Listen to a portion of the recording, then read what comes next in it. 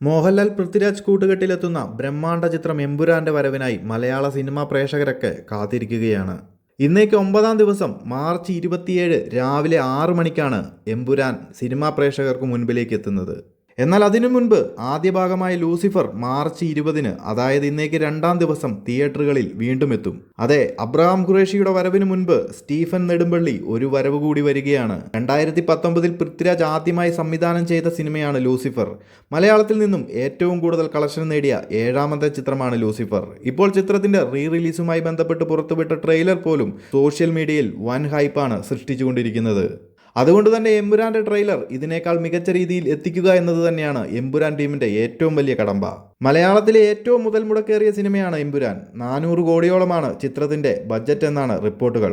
എന്തായാലും ചിത്രത്തിന്റെ ടീസറും character പോസ്റ്ററും release ചെയ്ത് കഴിഞ്ഞ് അപ്ഡേറ്റുകൾ ഒന്നുമില്ല എന്ന് പറഞ്ഞവർക്ക് മുൻപിലേക്ക് അപ്ഡേറ്റുകളുടെ ശരവർഷം തന്നെ സൃഷ്ടിച്ചുകൊണ്ടിരിക്കുകയാണ് എമ്പുരാൻ ടീം.